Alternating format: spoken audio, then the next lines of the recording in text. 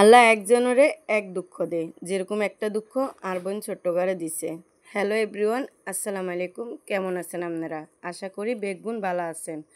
কি রান্না করছি, কি খাইছি আজকে হে কথাই কমো। বেন্না তুন শুরু করি ভিডিও বেন্না আর মুরগিগুলো ছাড়ি দিছি। তারপরে দেখেন আর বাসা হয়েছে একেবারে কবরস্থানের লগে। মানুষকে কবরস্থানের লগে থাকা নাকি রিক্স। ইনশাল্লাহ কবরস্থানের লগে থাকলে কি হয়েছে কোন, নিজে ফাঁক পবিত্র হয়ে চললে কোনো জায়গাত কোনো ডর নাই। আচ্ছা, আর আফুরা বাইয়েরা আনারা কি এই গাছ কেউ চিনেন কোন? তো এই গাছ হচ্ছে রিফোজিয়াতা, জিয়ান আন্ডা নোয়াখালিয়া ভাষায় রিফোজিয়াতা কয় মিরেশ্বরের মানুষেরা। তো এই গাছটা কিন্তু আনের বহুত রকমের রোগেলায় উপকার।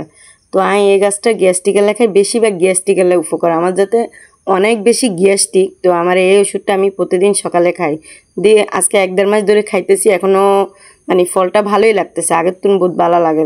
যাই হোক, আমি কিন্তু সকালে মানে 7টা 8টা 6টা বাজে কোনো দিনও ঘুমের তুন উঠি নেই।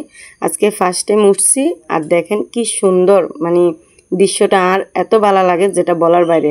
তো এদিকে দেন আর গোলাপ ফুল গাছটারে একদম সই গাছের লতায় আঞ্জা করে দিচ্ছে, মানে কোনো মেয়েটি বাড়িতে হারান না। তো এটা দিয়ে কিনলাম, ওই যে হাতান দেখলেন ইয়েনারে বালা করে দুই লইছি, দুই বালা করে কসলা লইয়ের।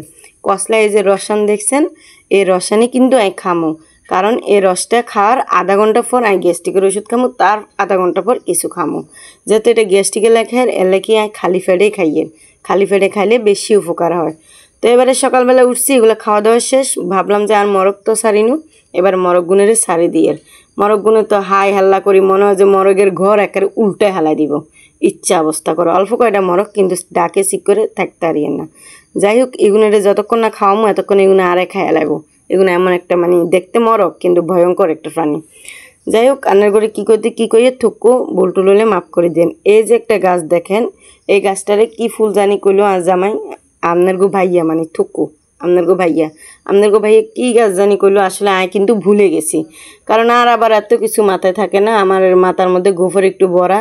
তো রাত্রে বৃষ্টি দেখে আমি আমার ফুল গাছগুলোরে নেচে নামাই থইছিলাম, একটু হাওয়া বাতাস লাগালে বৃষ্টির পানি পড়ার লাই। তো পড়ার পর আমি আবার এগুলোর আগের জায়গায় আটকাই দিলাম। এদিকে দেখেন আর পিছনে আইলাম, পিছনে আর নৌকাটা একদম পানি বরবর হয়ে গেছে, যেহেতু সারা রাত বৃষ্টি হয়েছে। তারপর হয়তো দেখি পুরো অবাক, আর ছোট্ট এই গাছ গাছতে ফুল দিচ্ছে, মানে ফেফে ধরবো। চিন্তা করেন ভাগ্য কত দিক দিয়ে আর খুলি গেছে। আর এদিক দিয়ে দেখেন আর ওই যে ফুসশাকগুলো কি সুন্দর লাগে। তারপরে আজকে আপনার ভাই আবার দোকানে যায় না, আর ভাই আইয়া সকালবেলায় আমার রুটি দিয়ে গেছে, কইলো জামাই যখন দোকানে যায় না তো জামাই কী খাবো, ধর রুটি খা।